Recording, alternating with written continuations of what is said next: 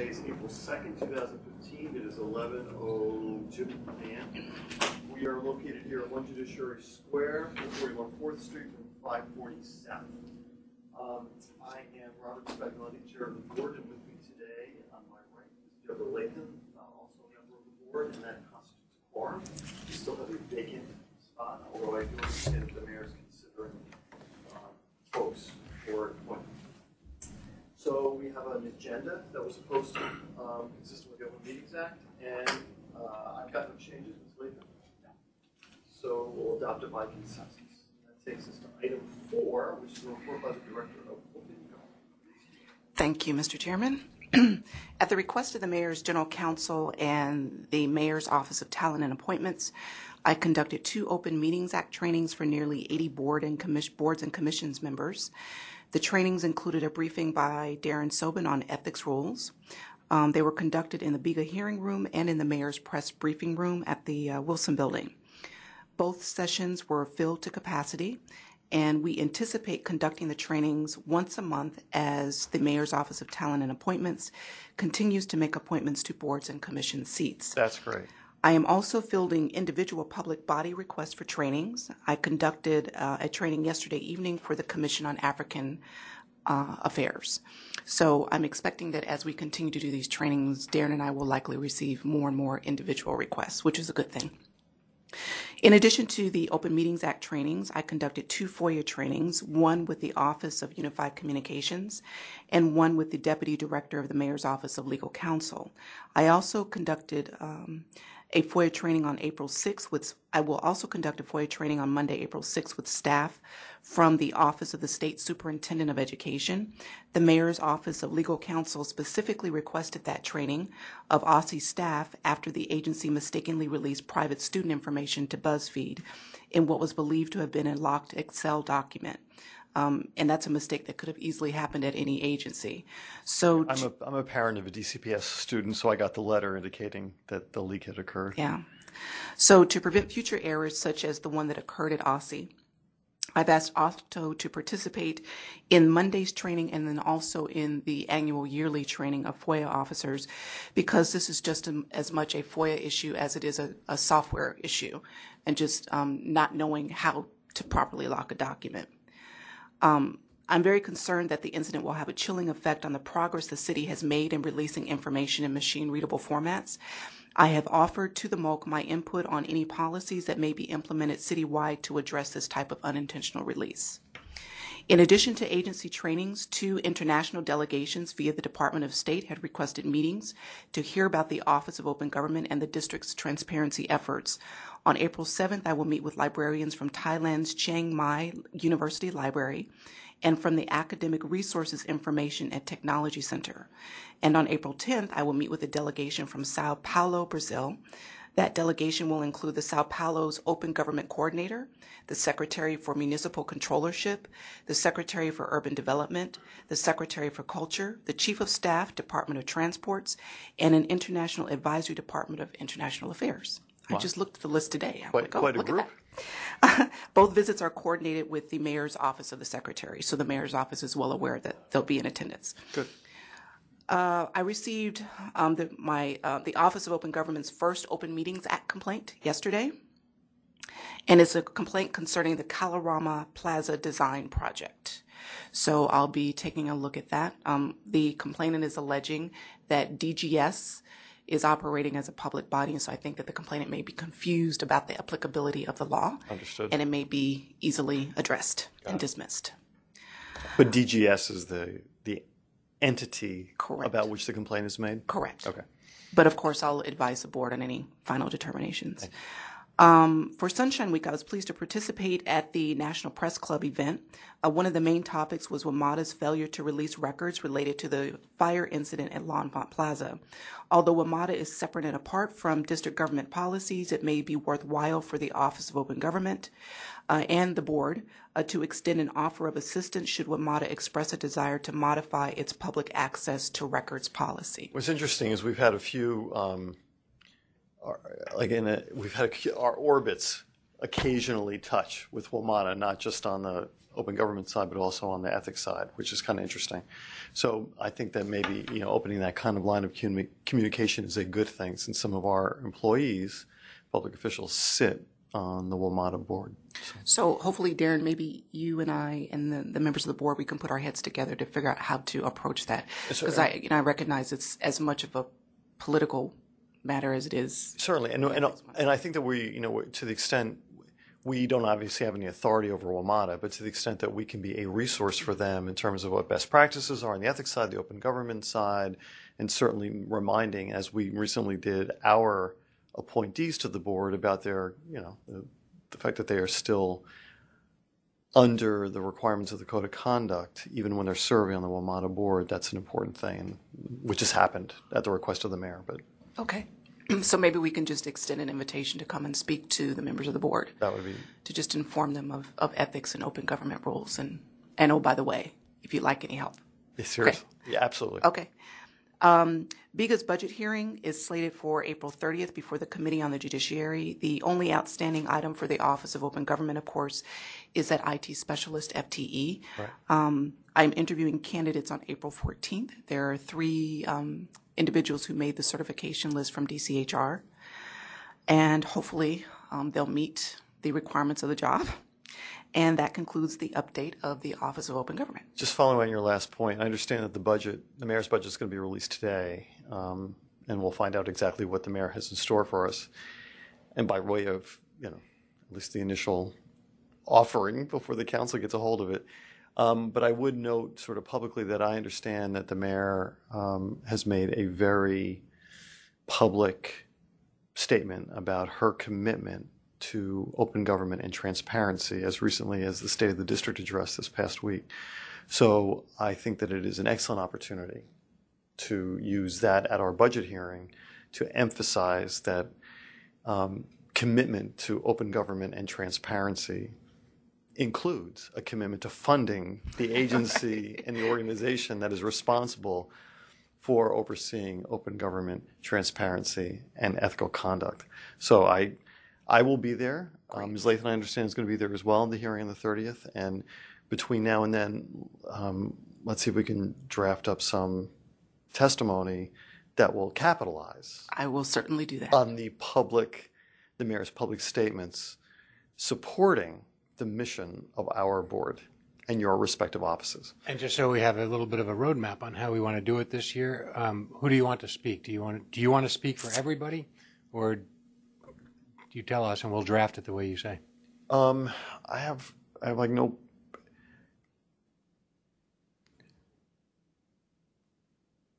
I was not there for the oversight hearing because I had a conflict. Perhaps the only thing is that I have to get in the weeds of the budget, which I can do. I don't mind. It's a small budget. I can. Yeah, it's not like it's that. This, and I can do this. I mean, wouldn't it perhaps it's better to have the director do it since he kind of knows? The only thing is that there's 2 parts to this, and if I do it, then I can speak on behalf of both, and if there's specific questions, they can be addressed to either side. If you each do it, then you're each presenting separately, and that. Sorry, I'll do it, but if you would collaborate on the testimony, that would be great. And then between now and then, obviously it gets released today, and I can go through it. But if you just make sure I have the necessary pieces of it. Sure.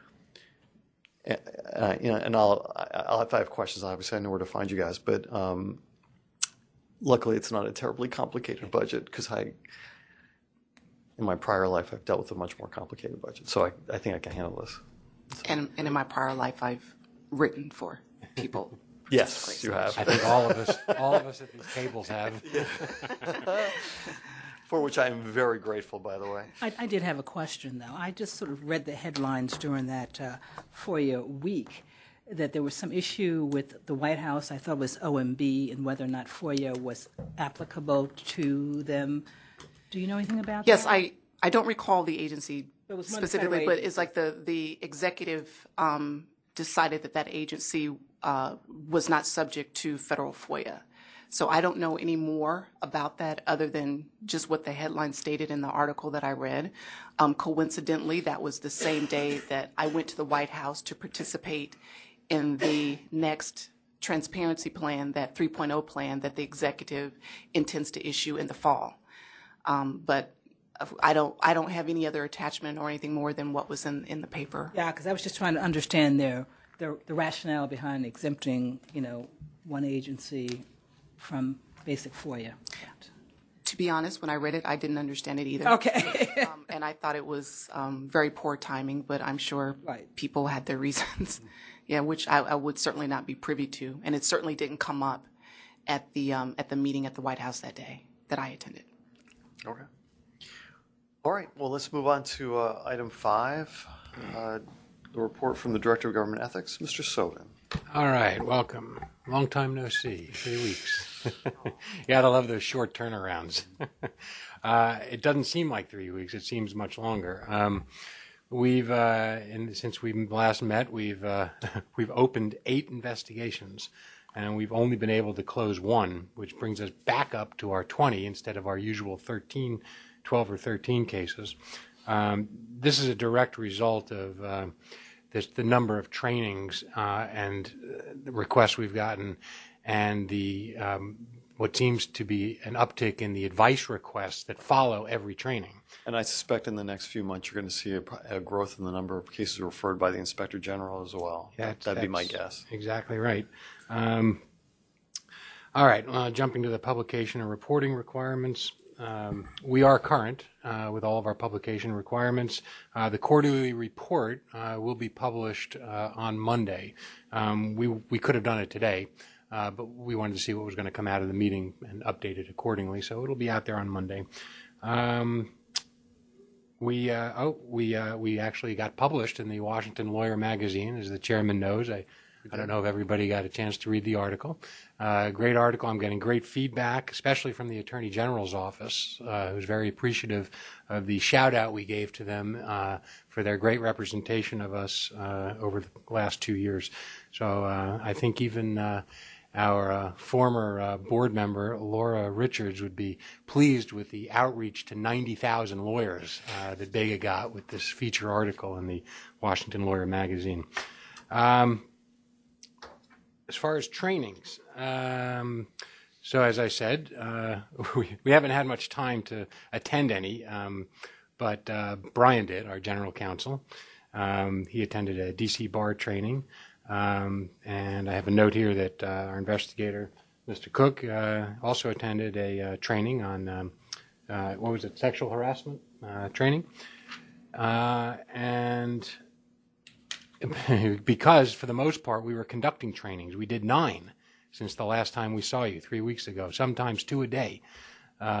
We did 1 NEO, 1 full training for the Executive Office of the Mayor, 2 full trainings for the Office of Administrative Hearings, 1 for the Health Exchange Board. We did the ones that Ms. Hughes mentioned, the Open Meetings and Ethics for the Executive Office of the Mayor. We did an FDS training because of financial disclosure filing season coming up. And we did a personalized, customized training for Councilmember McDuffie's staff, the Committee on the Judiciary. I want to say that based on both of your reports thus far, is it seems like the new administration you guys are doing a terrific job communicating back and forth. They're seeking training, you're providing it, there's inclusion going on. So I really want to just say publicly how much I appreciate the outreach efforts that you're making and that the new administration is making to ensure that we're all on the same page with ethics and open government. So I think we're off to, it's April 2nd, we're off to a really good start. So that's great. Agreed. As far as advisory opinions, we did 1 formal written advisory opinion, or I should say there was 1 formal written advisory opinion request since the last meeting. There is 1 outstanding advisory opinion request that we're still working on, and 1 advisory opinion that was issued since the last meeting. 1202-003 was an advisory opinion. It was the Barbara Knopflin opinion, guidance we gave to her as a PCSB board member, I should say public charter school board member, regarding a possible conflict of interest with a former employer, as well as a current consulting contract with one of the public charter school operators that the PCSB oversees. So the advisory opinion dealt with 1, whether a conflict of interest is created by a board member's consulting contract with, in this case, Friendship Public Charter Schools, which is one of the public charter school operators that the D.C. Public Charter School Board oversees, and whether recusal from any discussion, contemplation, or vote on that matter will suffice to cure an existing conflict of interest. The second question was whether the conflict of interest exists with the member's relationship as a prior employee of what is Paul Public Charter School, one of the public charter schools that the PCSB oversees also, and whether recusal from any discussion on that in those cases will suffice to cure a conflict of interest. And so what we determined was that recusal was necessary to cure the conflict of interest with regard to the Friendship Charter School, with which the requester has a continuing consulting relationship, financial relationship, but that no conflict exists with regard to Paul Charter School because she is no longer connected to the school. Nonetheless, because Ms. Knopflin was the former head of the school and still has friends there, she was cautioned that as a best practice to recuse herself anyway in order to avoid even the perception of a conflict of interest, or that she could not act impartially. The not acting impartially is, of course, the greater concern. Right. So that was issued, and she agreed to not have her name redacted. So again, it's part of our continuing campaign. Which is good since you've used it already several times during your presentation. But it's part of our continuing campaign to get these requesters to leave their names in. That's true. And so this was success there. And that one I know took some time because of other stuff that was going on. So we really appreciate the fact that we got to a conclusion and that she was willing to have it out there, and that everything seems to work out just great. Right. All right. If you can imagine, in the 3 weeks since we last saw you, our informal advice requests actually went up from 57 to 65. Which training.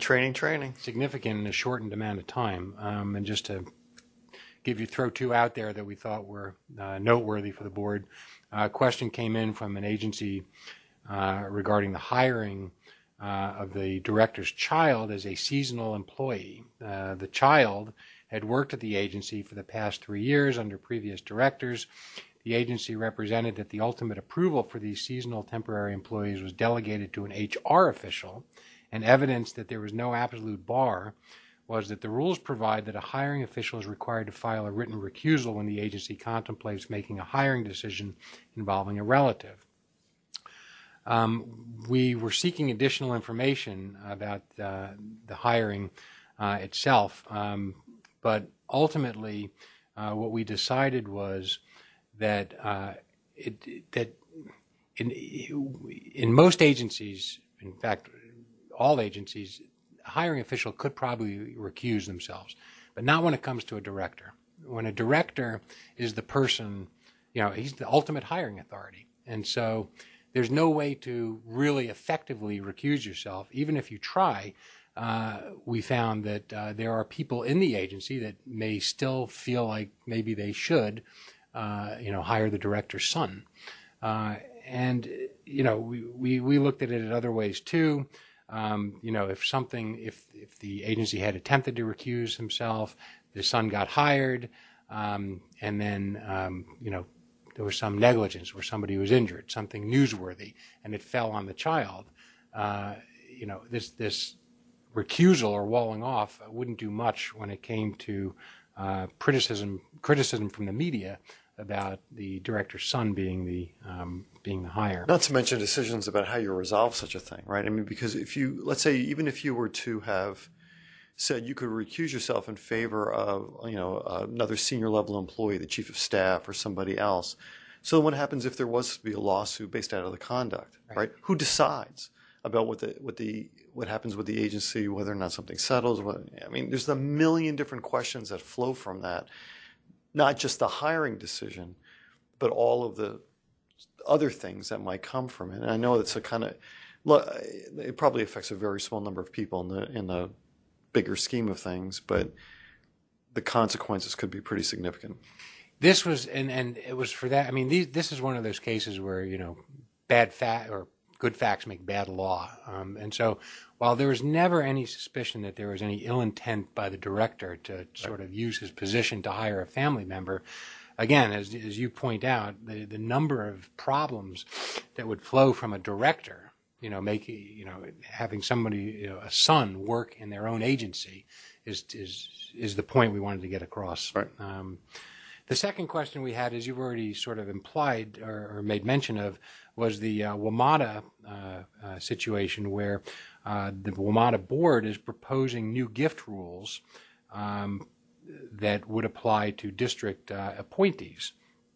It's a loosening of the rules. And we issued a letter at the request of the mayor just as a reminder to all district officials, not just executive, but legislative officials as well, that they are bound by the district's gift rules when they are serving in their official capacity, even on a separate outside board, which is what they're doing in the WMATA case. We haven't gotten an update on whether or not WMATA actually adopted those rules at this point, but we know that they've seen the letter. Right. Okay, so those are two examples of the types of advice requests that we've been getting. Turning now to item E, our best practices report. And this really is just a mention of the legislation that's come from the best practices report.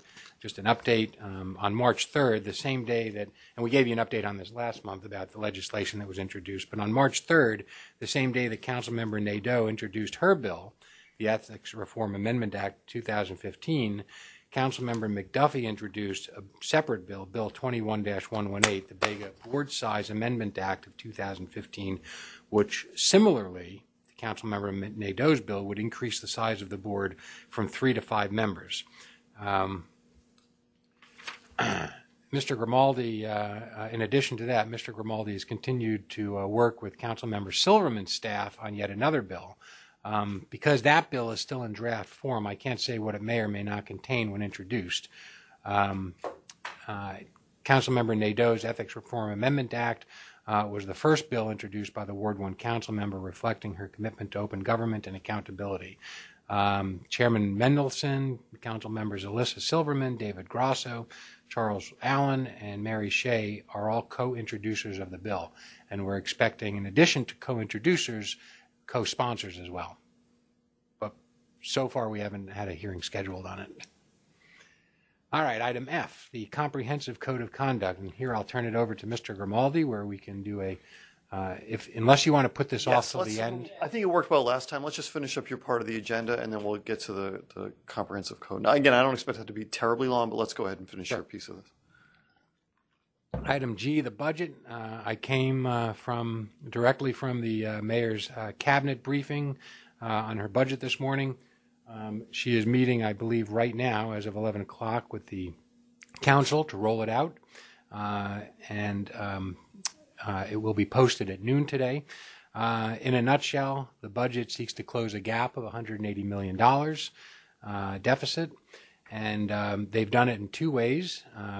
They have not riffed anybody, or I should say there's been no reduction in force, but they've looked toward the economies of closing unfilled vacancies in the agencies to get those numbers off the books.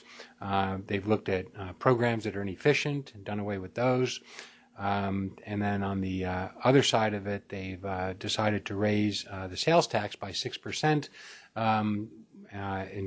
6%, which is what it used to be. It's going back. Sorry.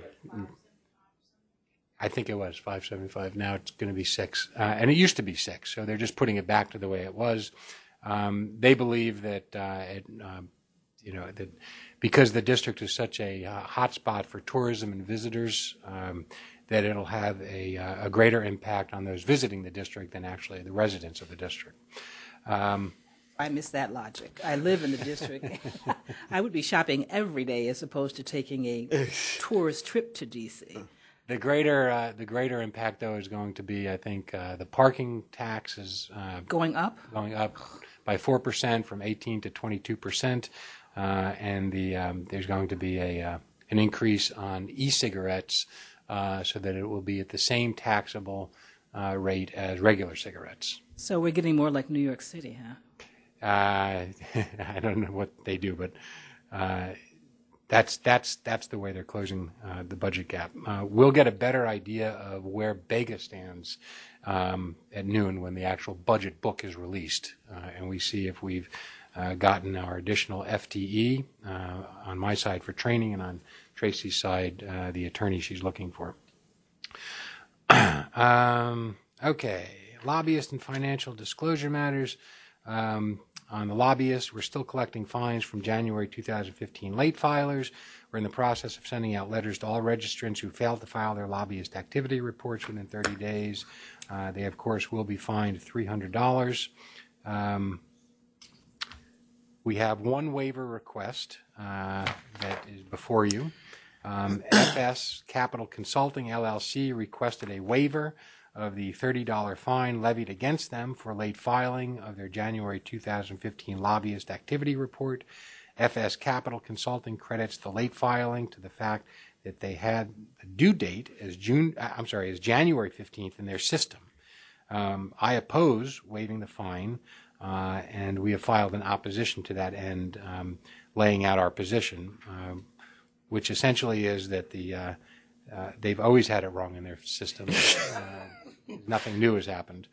And so we ask you to reject that waiver request. In fact, they benefited by the fact that the 10th fell on a Saturday, and so it wasn't due till Monday the 12th, so instead of a $50 fine, it's only a $30 fine. I am not inclined to grant the waiver. I agree. Okay.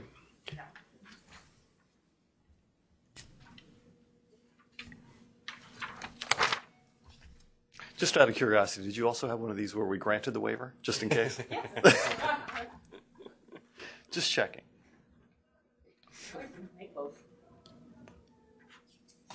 Okay.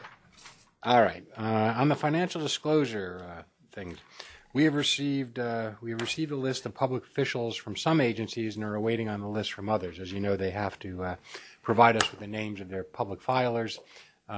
We've had much greater success this year getting them to do so, but not uniform. We're still working on it. I'm sure you also have some new agency directors who are still learning the ropes, so I'm not surprised. That's correct.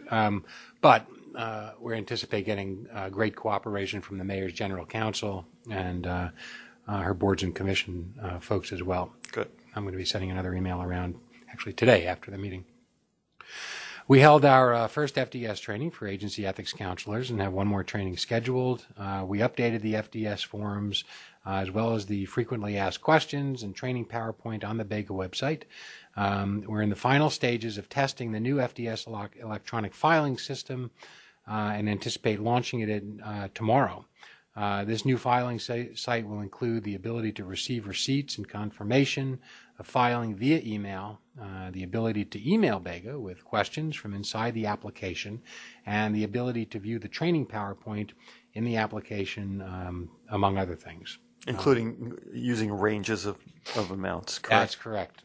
We've adjusted the forms and now and adjusted the questions on the website as well. So last year we got some pushback, I should say feedback, including from our own board members about having to actually list an exact number. And so we've adopted the form, and I agree, we've adopted the form that the federal government uses to show a range. Which is good. Yep. Okay. On item I have nothing to add to our non-confidential investigations. Okay. Nothing to bring you up to date on since 3 weeks ago. Right. But several things to talk about in the executive session. All right. So before we go to public comment, let's go ahead and take up the comprehensive code. And I'll turn it over to Mr. Grimaldi to walk us through where we are and where we're headed. Thank you, Mr. Chairman. Would you just hit your button? The green light's on, so I guess. Is it on? I think it is. Press it again. Before we go there, one quick question. Oh. I just have one quick question. I mean, I'm a little confused. Is the notice of violation for the confidential session? Okay. All right. All righty. Have the board consider 5 more articles today, which will bring us up to a baker's dozen. Did 8 the last time, and if you recall, there are 19, or at least there were 19 in the draft that goes back to last September, so we're getting there. on a similar level, the first 8, trying not to reinvent the wheel. Part of that is salesmanship in the sense that when we present the revised draft, we want to be able to point to existing provisions to the extent possible, drawn largely from the DPM and the Council's own Code of Official Conduct, and to the extent that we make new recommendations, we support them. And essentially, just going through the first of the 5 today, it is Article 5, Personal and Financial Interests and Disclosures. A couple of things to note. One, to the extent that we're trying to take the number of defined terms out of the mix, we looked at the use of the term immediate supervisor as it appeared in several articles and got to thinking, well, for, say, the mayor or, the attorney general, who are their immediate supervisors? So what we did is substitute not only in Article 5, but we'll make it uniform throughout the other articles as well, the already defined term of official superior. Right. Which can include, by definition, an immediate supervisor. But for purposes of, I believe offhand, Articles 3, 5, and 7 to the extent that it involves an outside activity for which someone needs to get approval. Paid. Right. Exactly. Right. All right. The immediate supervisor for the likes of elected officials, the mayor, and it will be you, the board, the ethics board. Well, someone's got to look at it. Exactly, So it makes sense for us to do it. Mr. Flowers' suggestion for members of other boards and commissions, it will be the mayor. That seems like a good compromise. I know we'll be doing definitions next time, but that makes sense. And I did notice a change from immediate supervisor to official superior in the last draft, and I think that makes perfect sense. Right. And then I also know I realize that for Article 5, the real discussion, not just for this article but for others as well, is what the definition of personal interest is going to be. Yes. And I know that's for the next conversation, but I note that that's front and center. Yes, indeed. For Article 5. Yes, indeed. Right. Then for the balance of 5, we pretty much followed the script in the sense, again, of tracking, in that case, DPM Section 1805. Right, and I also would just note that you've made, appropriately so, changing employees to covered individuals because the word employees is so charged in different ways and defined. So I think that's right. And we have defined covered individuals, so that makes sense. Right, and actually, as we get to the article on political activity, the significance of the definition of employee. Right. And just for everyone's information, DCHR has actually published standard Form 36 on their website now after our extensive review of it, and so the form is now available on their website. How about that? Yeah. That's good. Excellent.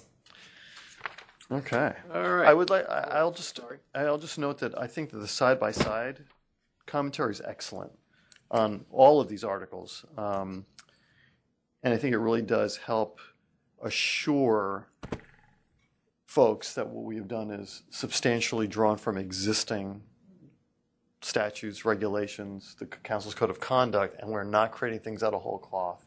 And even though some of the language, the wording may have been made more consistent, which is what we're supposed to be doing, that the concepts and the principles, other than where we have made it explicit, have not changed. And so, we're trying to make things easier and more understandable. We're not looking to reinvent, as you point out, the wheel. So, the next article is 7, outside activities. And again, tracking a lot of what's in Council Rule 2 on outside activities and DPM Section 1807. And the federal code that prohibits representing an agency. Yes. Representing folks in front of your own agency. Right. And what I wanted to note, and we're making a record certainly this morning, but in subsection A, you have the list of fairly specific examples of what you can't do as an outside activity. One of them is engaging in any outside activity that violates federal law or district law, rule, or regulation. Right. And if you recall, the last time, and certainly as expressed in several best practices reports to date, what we're looking to do is incorporate the standards of the applicable federal government ethics laws into the code, the comprehensive code. So we're not sending people looking in the federal regs as well. Exactly, which expressly do not apply to district government, even Right. though the statutes on their face do. But with respect to 18 U.S.C. Section 219 and 18 U.S.C. Section 601, there wasn't any comfortable place, for lack of a better term, for either of those federal provisions that do apply. But in the side-by-side, as I need to revise it, certainly will make the expressed intent to include them in the general mix. That makes sense.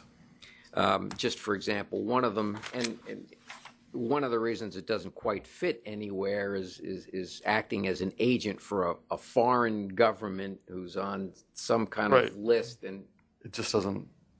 Right. exactly. Right. Technically applies to us, but we'll just make it known in the side by side. I had a question about subsection 7. Yeah.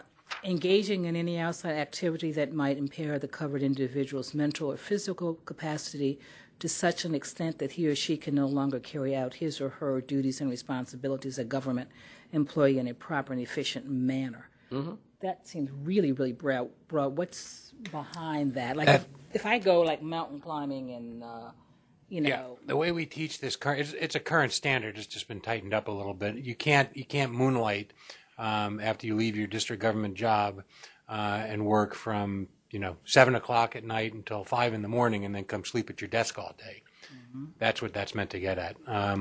Or if we used to use the ultimate fighting example, but we got too much pushback from martial arts aficionados. But if you go out and you do a mountain climbing thing and you get hurt, this is not meant to get at that. It's meant to get at engaging in something so reckless that it affects your ability, or so time-consuming that it affects your ability to do your district job. So if you have a second business, say you run your own franchise, your own business franchise. Let's just say, for example, you have a Wendy's franchise and you also work for the government. Right. Would that also fall within this? Only if you were there, taking phone calls because people were stealing burgers and, during your work hours, or if again you pulled the night shift there to supervise the night crowd and you couldn't do your work during the day. That's the only time it would impact it. Not by the simple fact that you had a Wendy's franchise. Okay, so there's nothing that bans you from owning your own Wendy's franchise and being the general manager of it, except for it cannot interfere with your work for the district. Right. Correct. And again, that standard has existed in some form for years, long before my time. Okay. I would like just to note subsection H, which deals with UDC Law School. I recognize that this is a new provision. Yes. H of we're in the same All the way down to the bottom. Article last- 7, Subsection H. subsection H, right? I just want to say that I think the side-by-side does a very nice job of explaining why this is important, because if you are a UDC law professor, you're technically a DC government employee, and you're representing folks in cases that might be against the District of Columbia. You're overseeing clinical programs where they may be doing it. So making it expressly clear that that is not, generally speaking, a violation, I think is very important. And I think once again, going pointing out that there's precedent in New Jersey, for example, for doing this, I think gives everyone great assurance that we're not that I think anyone's looking to undermine their spectacular clinical programs, and for which they're very well known, but making it clear that we are right in the pool of other folks who have to deal with this issue is very helpful. So, okay, that's the only comment I had on that article. Okay. Next up is 10. This is gifts between employees. And gift is another one of these very loaded, defined terms. We'll take that up next time. Right. And as you could well imagine, it appears in a number of articles throughout the comprehensive code. I think the general direction of things in terms of that definition is to stay with the existing definition, generally speaking, of anything of value, but to list quite a number maybe, of exceptions to that. This makes, I mean, this two-part standard here for an exception makes perfect sense to me. A pre-existing bona fide personal relationship, and that it's not given or to induce any professional advantage. I think that makes sense, because you want to, even if you have a bona fide personal relationship, you could still overdo it, if you will, in order to get that advantage. So I think I like that two-part standard. I think that makes perfect sense to me. Okay. Then the other thing that I wanted to bring to your attention is in subsection D, Donald 1. We're talking about an aggregate value of some gifts up to $20 or less per occasion, and that represents a compromise. The DPM has $10. The council's parallel provision has $50. Right. So 20 makes sense. The federal was 20. I don't know, to tell you the truth. Yeah, 20 makes perfect sense to me. But I saw the aggregate value is $300. Yes. Now that's a new provision. Right. Right. And that's in subsection F. Right, but taken from the feds, right? Yes, indeed. In which DOD, which DOD is, and of course, I think probably on the forefront of most of the contracting gift issues. Lord knows who the biggest contractor. For those gifts that are appropriate to certain occasions. Right. And because they are so, DOD is so hierarchical, I mean, by its very definition, the fact that they think that they've used that as sort of a standard gives, once again, you want to pin this to something so that when we sit down and we actually have to testify on behalf of it, at some point we can explain why we did this, why we were recommending it, saying, look, DOD does it this way. $300 is a perfectly reasonable aggregate amount. We want to stay in line with them. Right. A question I had, and it's probably not covered by this section, but is it covered elsewhere? And that would be gifts from foreign governments. Do we cover that anywhere? I think that's covered in another article, and by an express reference to the federal statute that covers that. So, for example, if you had received something from the delegation that came to visit you, is there some place where you can look to make certain whether or not you can accept, a gift from them?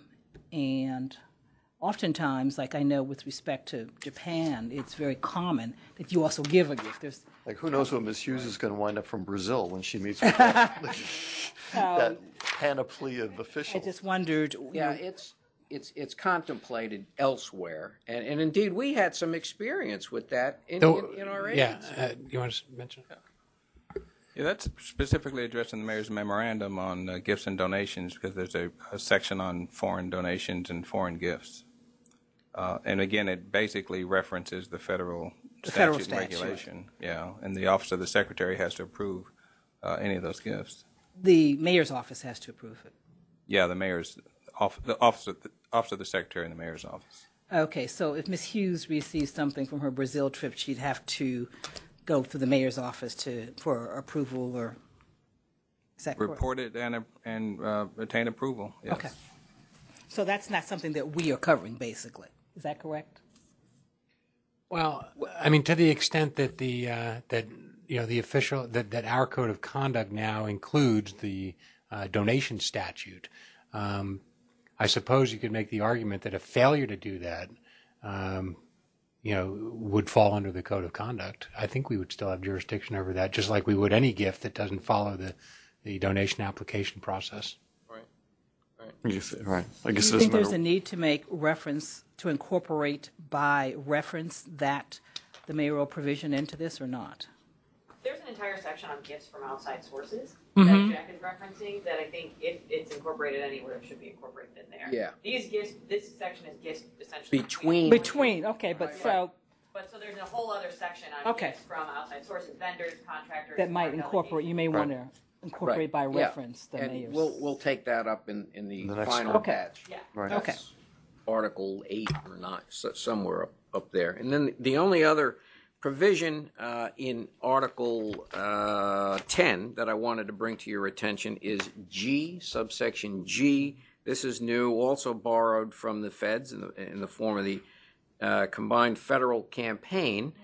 This kind of reflected some of my personal experience and then over the years in the agency for somehow making it expressly okay to have, in this instance now, the Director of Government Ethics authorize voluntary support for victims of emergencies and disasters. The CFC rules have recently been revised. The new rules will go into effect on January 1 of 2016.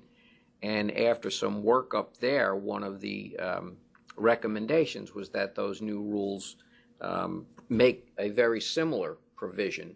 And I figured I've been approached enough over the years, even on a very personal, a colleague's had a fire in his or her apartment, or they got burglarized, and can you chip in? And then given the language there, which I did not make up, I don't know if a tsunami is going to come through here, but if somebody asks us where did you get that language, I have something in Part 950 Because of the if the federal. Great Bethesda volcano erupts, Yeah, we're right. covered, right? Right. Yeah, we The hadn't volcanic expected an erupts. earthquake, and we had an earthquake, right? Sure. So it's there, and hopefully that will. That covers the waterfront. Yeah, not. It Literally. does. Literally. Well, let's hope that the waterfront doesn't cover us. Exactly. Yeah, exactly. But in any event, Who knew that's the code there. of conduct could be so hilarious? Right. That's there, and there'll be a parallel, respectful suggestion to the mayor to revise, I think, a 1988 mayor's order that established the office of the one fund. Right. And I think not only is it time probably to brush the dust off of that thing and bring it up to modern times, but include in it, and this will be the respectful suggestion, that it have a provision that expressly recognizes the authority of the director. And that makes perfect sense. I mean, it should reside here with the director. Right. So that is 10. Okay. Okay. 14, political activities. And as I read this is literally just the Local Hatch Act Yes. regurgitated with a few definitions thrown in there. Right. And there, harking back to what we said a little earlier, one of those definitions is the word employee. Right. And particular shout out to Mr. Burns, the resident Hatch expert. Hatch. He helped a lot on. Do we have to call it the Hatch Act if it's a local act? I mean, can we call it? I mean, do we? I mean, it's named after Orrin Hatch, right? No. Huh? Interesting. Oh, how about that? I thought it was renamed under him, but I guess not. Yeah. Yeah. So we. Well, I do not call myself the local hatch unit of one. In fact. No, there you go. And thanks to his guidance, I think the article now reads a lot better than the code itself. Right. But in But terms you're of the right. provisions, It's right out. just It's right out of the code. substantively right And out. that's new, and they will have presumably no one will have a problem with it. And then with financial disclosures, particular thanks to Ms. Patzelt. is a lengthy article. As you can see, it largely draws on sections 224 and 225 of the Ethics Act, but it's in a lot more readable form. Sure. And I would just note two things. One is the clear requirement that these things will be filed online, absent a good cause waiver. Right. And then the other thing that I will note is that we've added a requirement that we publish in the DC Register those agencies that fail to comply with turning over the names that they're supposed, or do the confidential file. Public shaming is a very effective tool. Yeah, so I fully support the concept. So that's the only thing that I noticed that was different than my general understanding of FDS. So, and that about rounds it up. And I like it. So that leaves us at a baker's dozen. All right, and so we will figure out when, probably the 27th or 28th, we are going to convene a special meeting where we will just address the remaining provisions so that it can be cleaned up in time for the budget hearing on the 30th. So we'll be in a position to give Mr. Grimaldi a couple of days to do his magic and save all of the changes that have been made and put it in one place. And then, but I think that kudos to you, Mr. Grimaldi, and the staff for all your work on this. It's a group effort. It is. Yes, and I wanted to chime in and really thank you because I know that that's a lot of hard work. Yeah. And it's a great job. And, detailed work, obviously. A lot of detail, thoughtful, what can happen here, what could happen there, what does this mean, what does that mean, where does it connect with other places, if we change this, what happens over there. I mean, it's comprehensive, and it's a lot of work. So. The amazing thing is that we're learning more every single day. We couldn't have done this 2 years ago or even a year ago. I mean, based upon our trainings, based upon the advice queries we're getting. Practical experience in real-life cases. I mean, exactly. The real-life cases, what we conceivably could bring and what, would be more difficult. I mean, you had 120 informal advice requests in 7 weeks. Yep. I mean, it's astounding. And those are only the written ones that we respond to, not even the phone ones. Okay, so at this point, with nothing else on the agenda, what I would ask, and there are no members of the public here, but normally I would open up for public comment, and then we can go ahead and move to a closed session. And at this point, I will, Ms. Lathan, if I can rely on you to make a motion to move us to a non-public executive session to discuss ongoing confidential investigations under DC Code 2-575B, to deliberate on a decision in which the Ethics Board will exercise quasi-judicial functions under DC Code 2-575B13, and personnel matters under DC Code 2-575B10. I make a motion to proceed under all the codes that you just mentioned. Great. And since I invited it, I will agree. All those in favor say aye. Aye. Anyone opposed? No. So we'll go ahead and close the meeting. It is now 11:55. Do you need a 5-minute break, Ms. Lathan? Or we're good? Okay. Okay, it is 12:51, and we are back on the public record. We concluded a closed session, and we have one matter to report from the closed session now that we're back public. In the closed session, the board was presented evidence of and found sufficient evidence to issue a notice of violation in the matter of In Re Jadal McKenzie. It'll be known as case number 1028-006.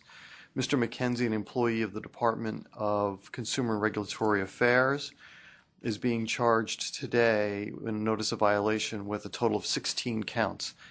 10 of those counts relate to serving in a representative capacity as or an agent for an outside entity involving any matter before the D.C. government in violation of DPM Section 1804.1H. One count of maintaining a financial interest in an outside entity in violation of DPM 1804.1D. One count of using government time or resources for other than official business in violation of DPM Section 1804.1B. Conflict of interest in that he participated in matters having a direct and predictable effect on his financial interests or the financial interests of a person closely affiliated with him in violation of the Ethics Act, Section 1-1162.23a. failing to properly disclose his conflict of interest with a private business to a supervisor or the ethics board, and failing to obtain a proper waiver for that conflict of interest, a violation of the Ethics Act, Section 1-1162.23b, and failing to make his interest in a non-governmental entity known to his immediate supervisor in violation of DPM Section 1805.3. And finally, the last count is engaging in outside employment and private business activity, which is in violation of a district regulation, which is in violation of DPM Section 1800.3M and 12A DCMR Section 103.4. The notice will be made available publicly pursuant to our regulations, and Mr. McKenzie will have an opportunity to respond. Anything further? We're just trying to figure, do we need to disclose any of the other matters that we discussed during the... No, I believe that they were all... we approved 2 negotiated dispositions, right. Finally. The other one... Yes. Thank you, Ms. Bazell. Yes, if I could just get them just briefly, I can... I don't think so.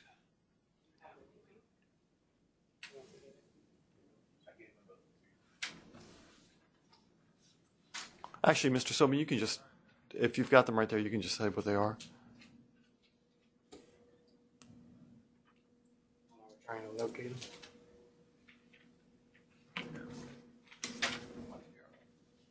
Duldis.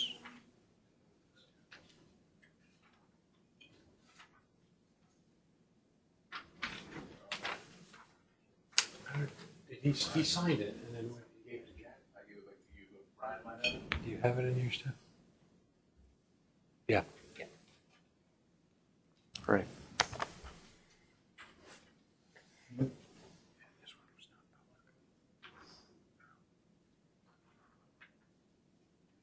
Okay, so the first matter that we discussed during the closed session, or I should say the next matter we discussed during the closed session, in Ray Shivnuldas, Newaldass, case number 1246-001. The board accepted a negotiated disposition with the respondent in the case for one count of violation of 1800.3M, which states that employees shall adhere to all federal, state, and local laws and regulations. Respondent's conduct failing to notify the Housing and Urban Development Department within 10 days that his household income cumulatively increased by more than $200 or more per month was a violation of this section of the DPM because it was a violation of other law. The negotiated disposition admonishes Mr. Newaldass. It does not fine him, and it requires him to pay back the amount of the subsidy by October 31st, 2015, in the amount of $2,348.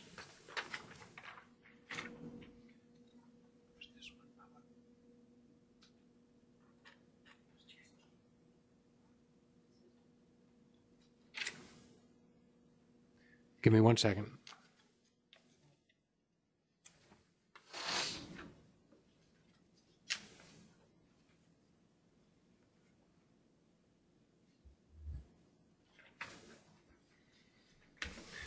Okay.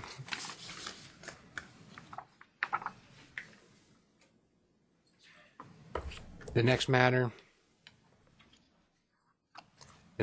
is In Re Chad Key, case number 1251-001. Mr. Key, the respondent in the case, admits to violating several provisions of the DPN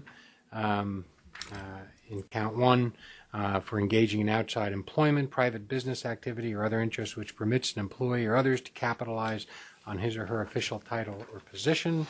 Count 2, using government time or resources for other than official business or government-approved or sponsored activities. Count 3, using government time or resources for other than official business or government-approved or sponsored activities. And count 4, the same. In all these instances, Mr. Key was working for a government contractor on his off time and on his work time for personal gain, personal profit, financial. Mr. Key has been fined in the amount of $15,000 and agrees to pay that amount. That fine represents what we estimate to be a doubling of the gains that he received while he was engaged in the misconduct. So we've essentially doubled what the fine would be. And that's all I have. Great. All right, anything else for the public session? All right, so we will go ahead and adjourn this. We are going to schedule a special meeting for the end of April before our budget hearing. And then, of course, we have the usual monthly meeting in May. So with that, it is now 12:58, and we will go ahead and adjourn. Great.